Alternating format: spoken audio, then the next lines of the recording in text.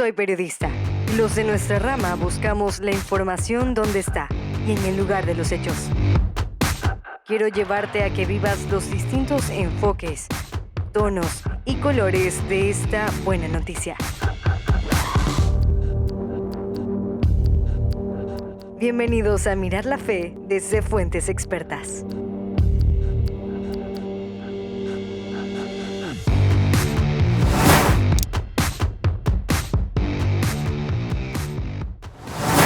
Sido más preciso Manuel Chávez, colega periodista español, cuando dijo que la labor del periodista era contar y andar.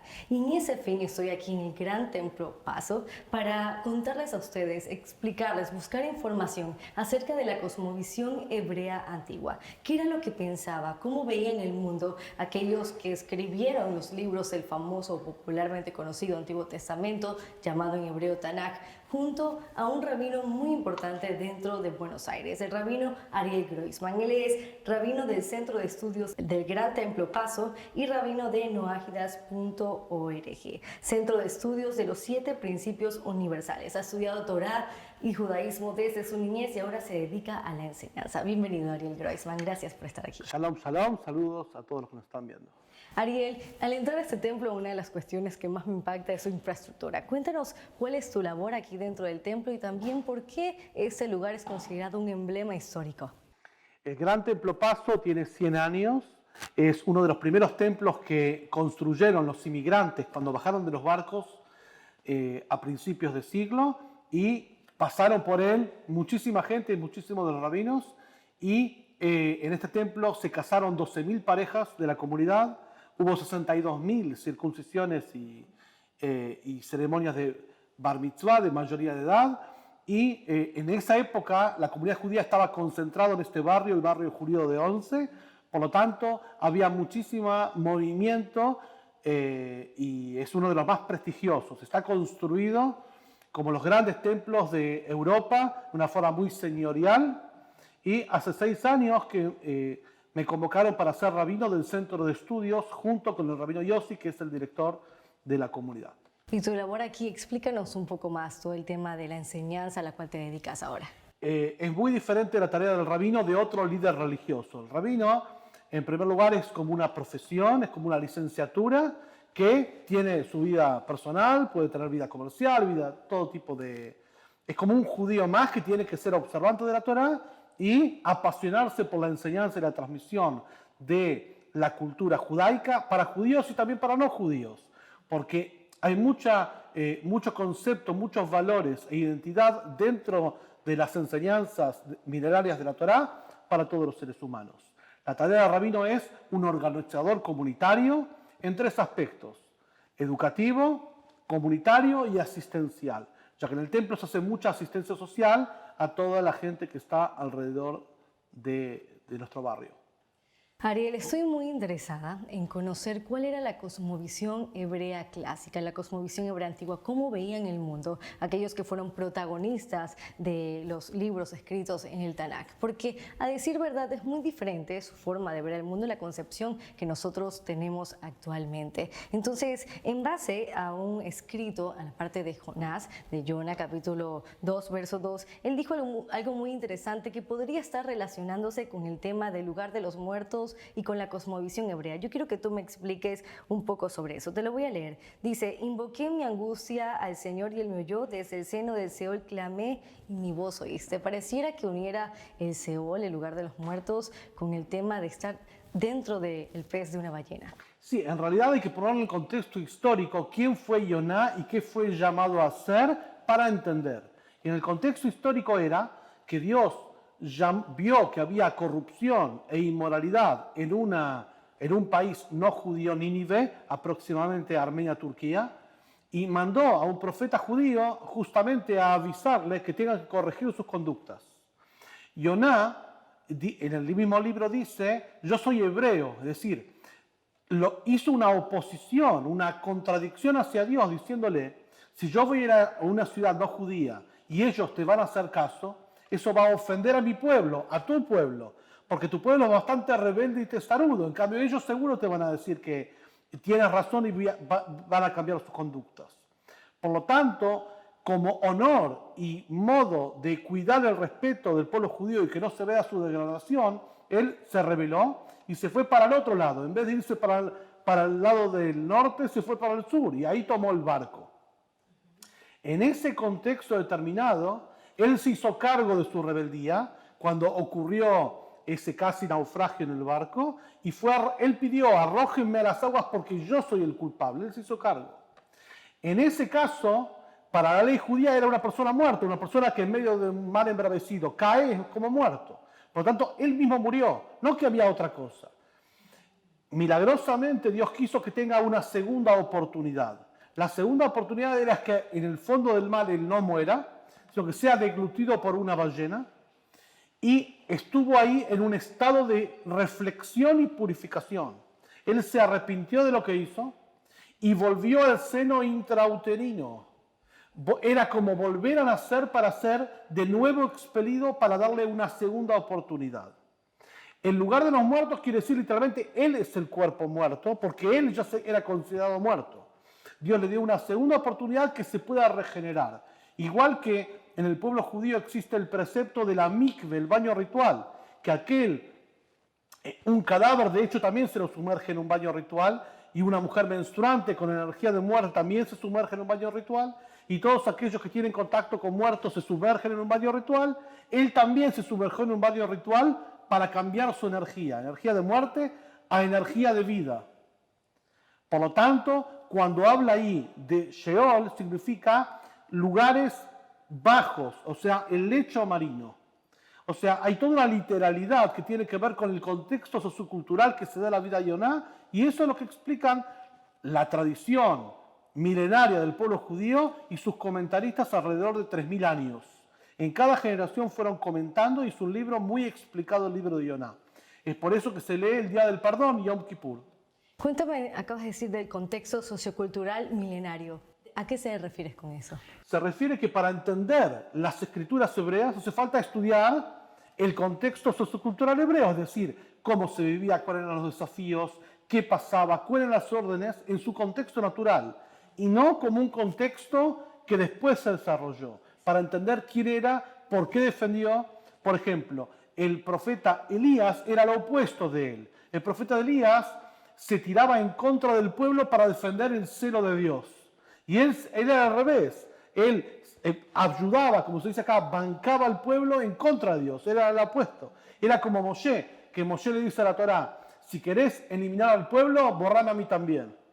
Eran las actitudes de hombre que tenían suficiente confianza y coraje con Dios para defender a su pueblo. Eran líderes de su pueblo y no tenían problema de enemistarse con Dios.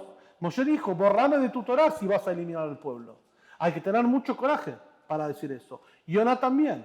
Por eso Yoná dice: yo soy hebreo, soy de este pueblo, y si yo voy a ir a anunciar que Dios va a devastar Nínive, me van a hacer caso. Explica sobre esto uno de los comentaristas, el Ralbag, muy conocido del año 1200. Los gentiles están cerca a Dios. Por eso, apenas vino, de hecho, funciona así. Apenas llegó Yoná, se puso en el medio de Nínive, el rey mismo bajó la orden, que todos devuelvan lo robado, porque había corrupción generalizada, que ayunen y oren a Dios, y Dios perdonó. Totalmente. ¿Y cuál era el contexto sociocultural del libro de Jonás?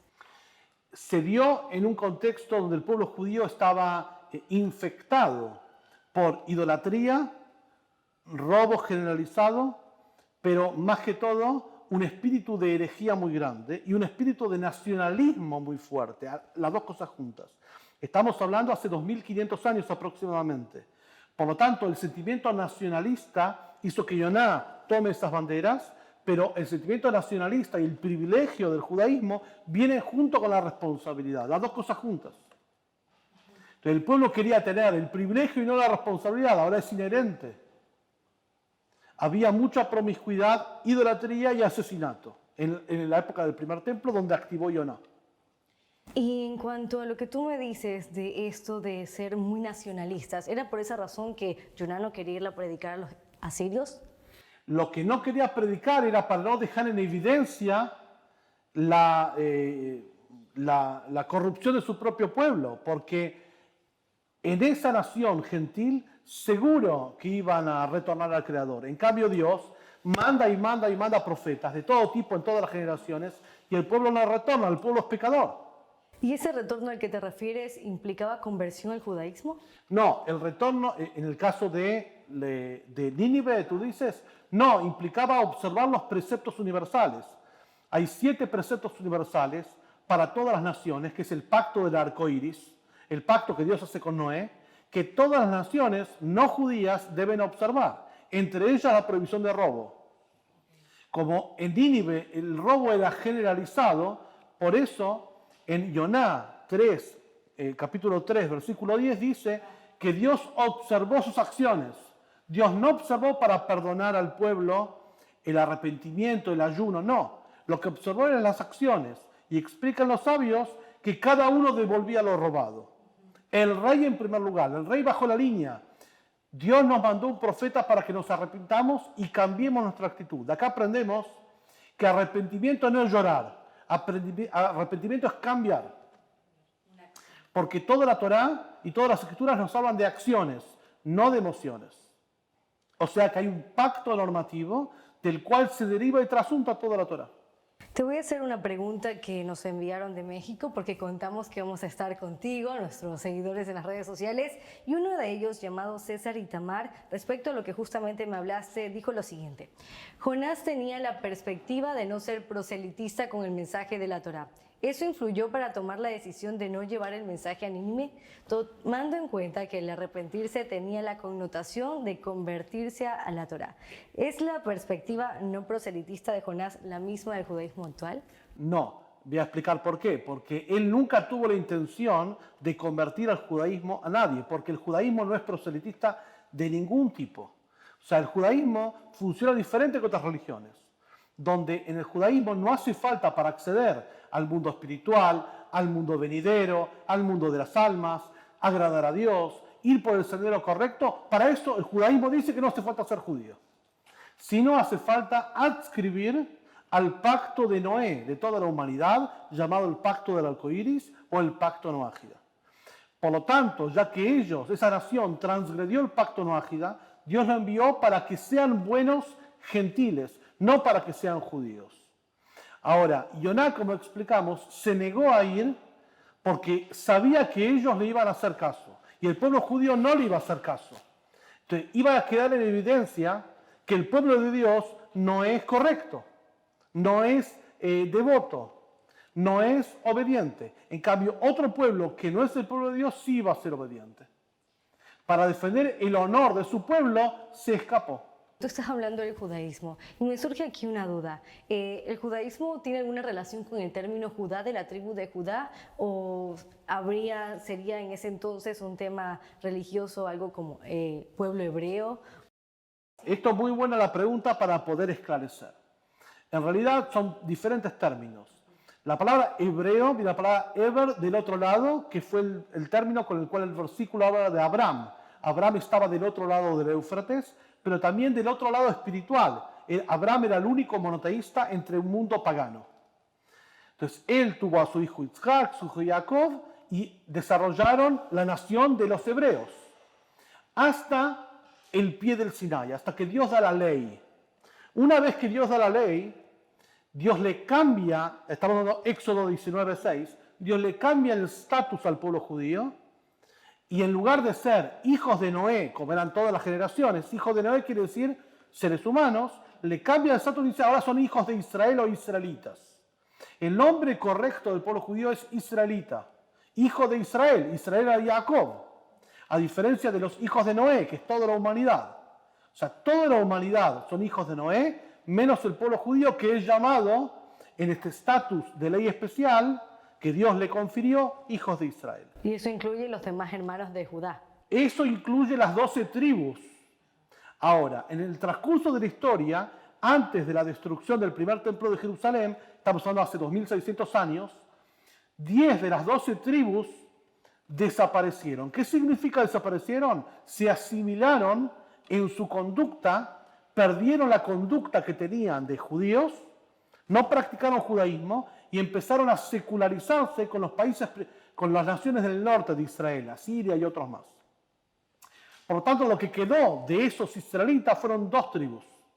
La tribu de Judea, la mayoritaria, y la tribu de Leví, que es la minoritaria.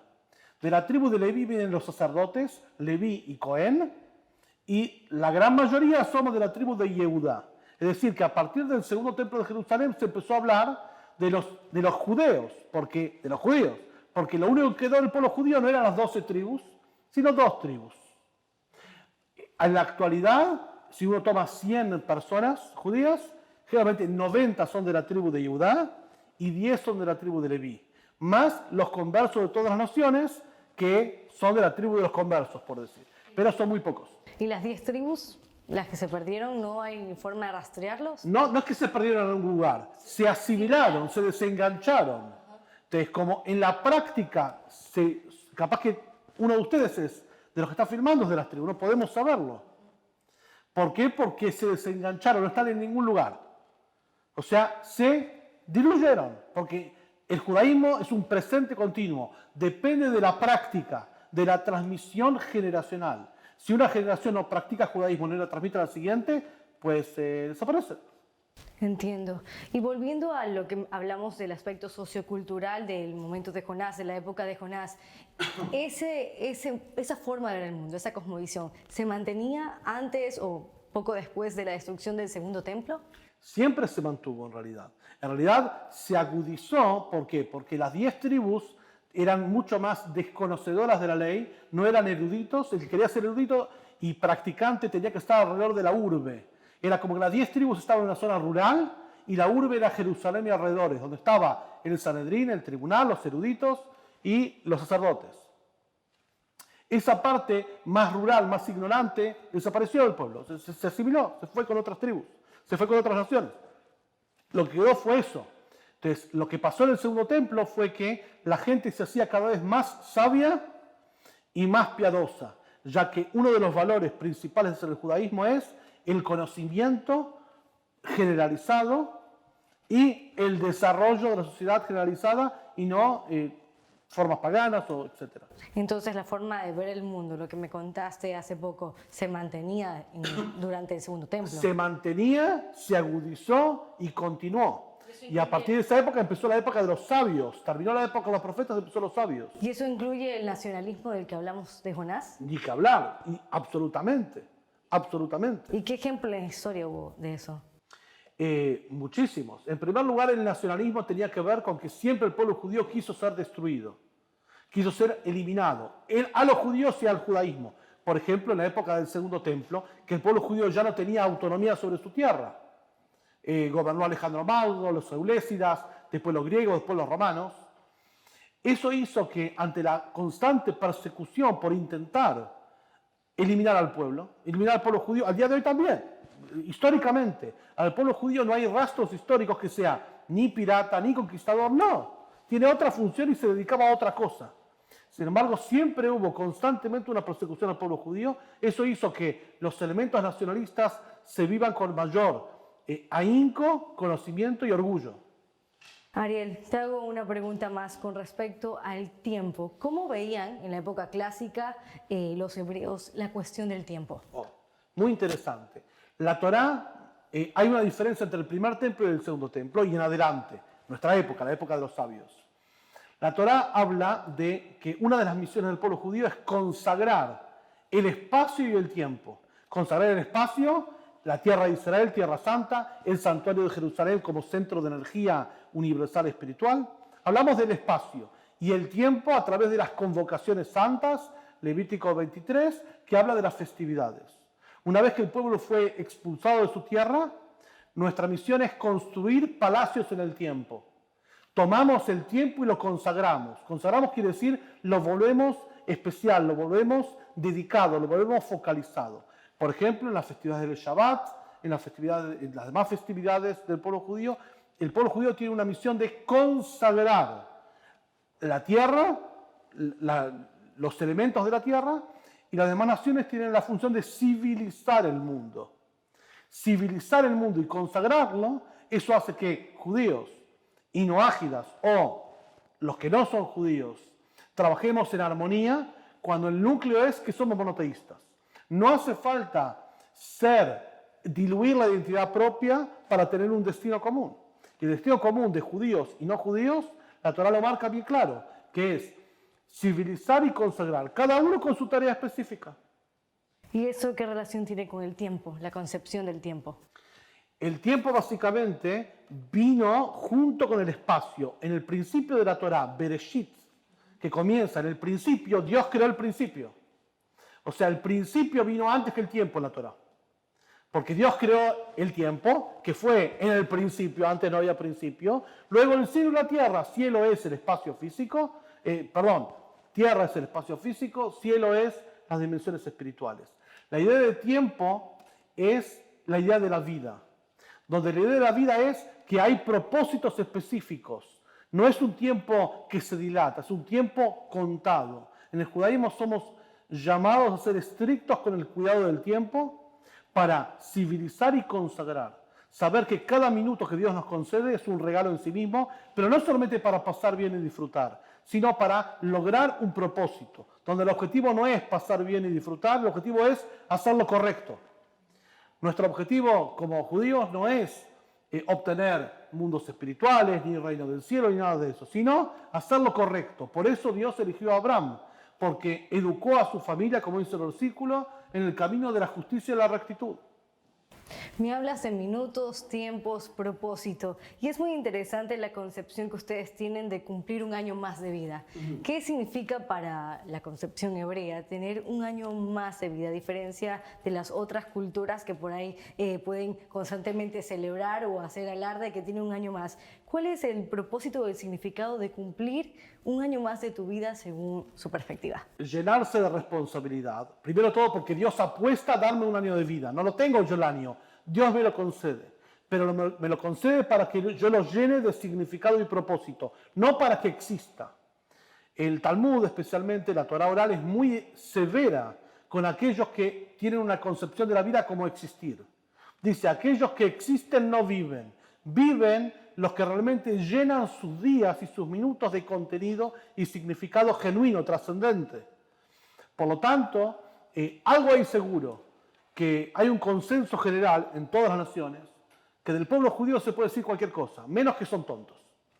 Nadie va a decir que el judío es tonto, va a decir otra cosa, pero tonto no es. La pregunta es ¿por qué?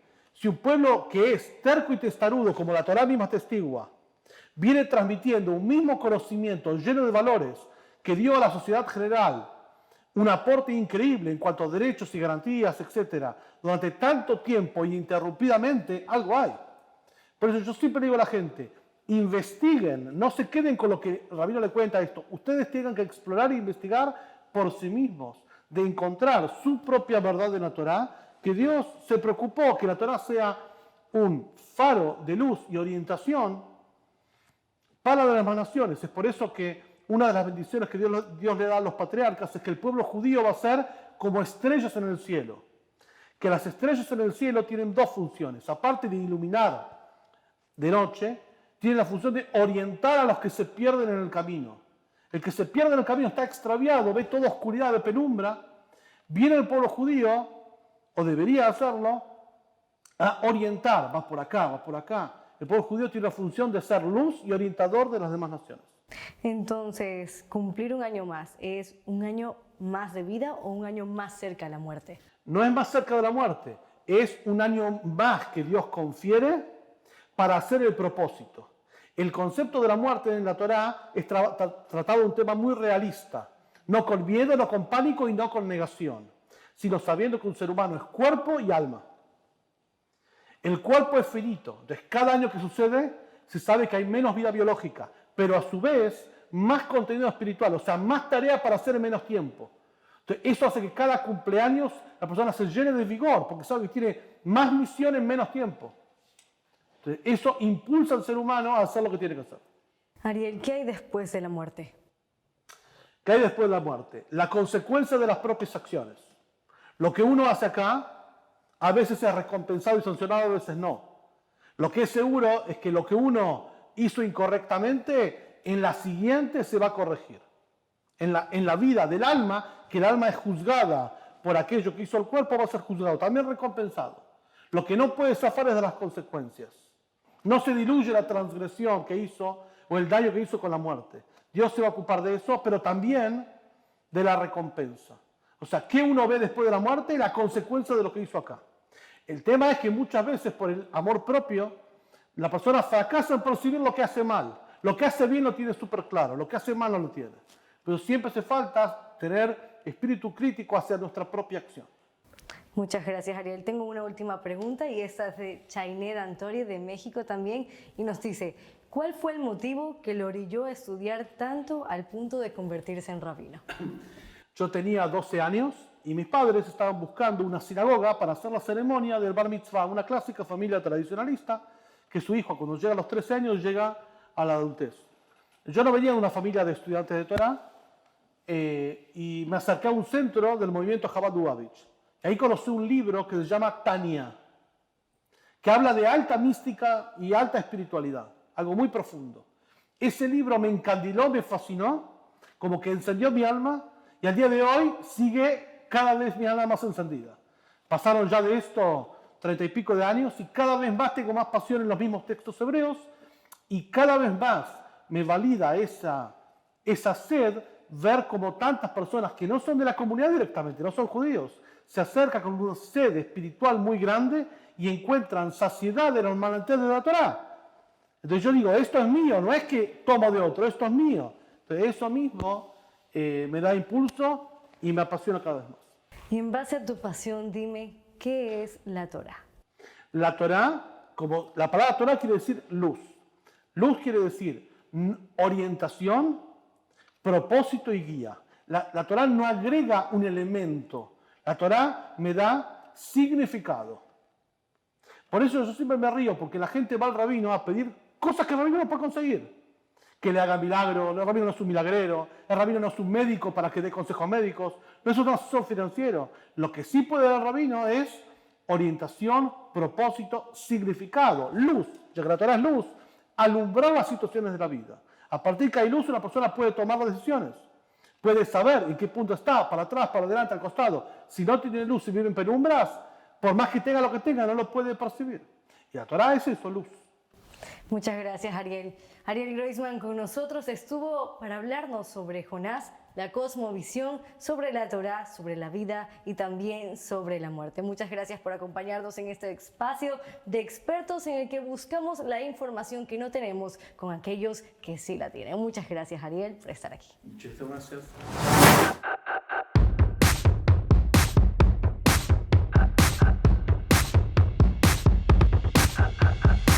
Soy periodista. Los de nuestra rama buscamos la información donde está y en el lugar de los hechos. Quiero llevarte a que vivas los distintos enfoques, tonos y colores de esta buena noticia. Bienvenidos a Mirar la Fe desde Fuentes Expertas.